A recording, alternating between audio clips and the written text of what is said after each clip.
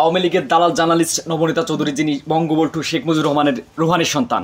বাংলাদেশে এখনো বিয়ে বাড়ি থেকে আওয়ামী লীগ করার অপরাধে মেয়ের বাবাকে ধরে নিয়ে যাওয়া কিংবা বিশ্ববিদ্যালয়ে পরীক্ষা দিতে বসা ছাত্রলীগকে নিয়ে কিন্তু নবনীতা চৌধুরীর খুবই একটা দরদ। আর এই ছাত্রলীগ যখন বাংলাদেশের বিভিন্ন ক্যাম্পাসে অরাজকতা সৃষ্টি করতো, এই নিয়ে তাদের কোনো বয়ান ছিল না। সিদ্ধ সংগঠন যখন ছিল সেটা নিয়ে কোনো কথা ছিল না। বর্তমানে নিষিদ্ধ সংগঠন, এটা নিয়ে তার খুবই মায়া এবং দরদ উঠেছে।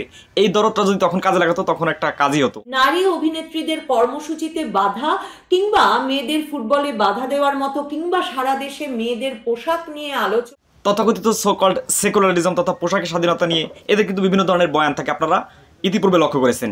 আর এই পোশাকের স্বাধীনতা ধোয়া তুলে যখন বিভিন্ন সময় ইসলাম বিদ্বেষ বা হিজাবের বিরুদ্ধে বিভিন্ন স্কুল কলেজে কথা বলা হয়, সেটা নিয়ে কিন্তু নবনীতা চৌধুরী কোনো প্রকার কথাই বলতো না। এটা হচ্ছে তথাকথিত স্বাধীনতা এবং পোশাকের স্বাধীনতার নামে বাংলাদেশকে ওয়েস্টার্ন বানানোর চিন্তা। স্কুলগুলোতে ফেব্রুয়ারি মাসে এসেও সরকার পাঠ্যপুস্তক তুলে দিতে পারেনি ছাত্রদের হাতে, ক্লাস ঠিকমতো শুরু হতে পারছে না। বই পুস্তক নিয়ে অনেক কথা হচ্ছে, আর এই নবনীতা চৌধুরী বই পুস্তক নিয়ে কথা বলবে না এটা বলার অপেক্ষা রাখে না, কারণ এরা হচ্ছে আওয়ামী এবং ভারতীয় দালাল।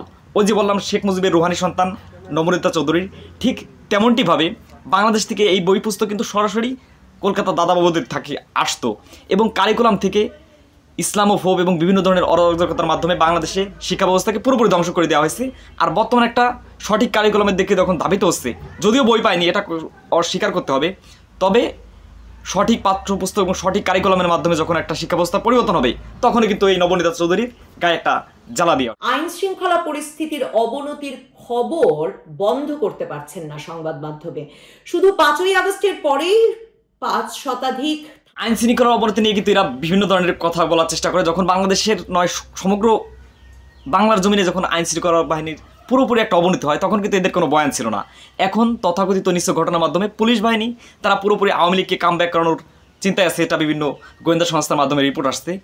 কিন্তু সেই পরিস্থিতির দিক থেকে নবনীতা চৌধুরীর এই সমস্ত কথা বা বয়ান কিন্তু বিভিন্নভাবে ফুটে ওঠে।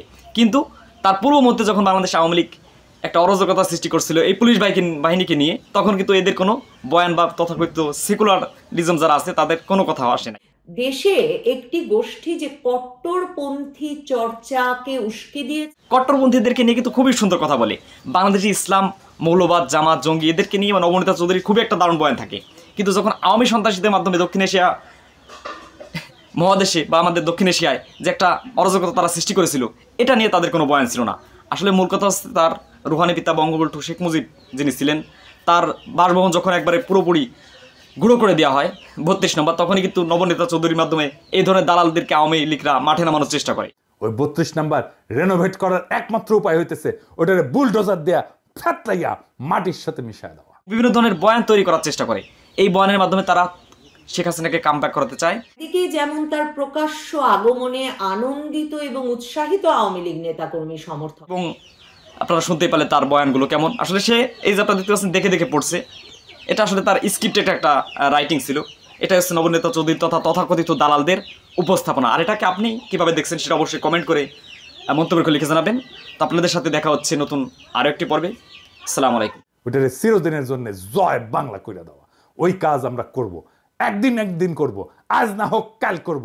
ওইটা রেনোভেট যে করতে আসবে তারও সানডে মানডে ক্লোজ কইরা দিব। ইনকিলাব জিন্দাবাদ।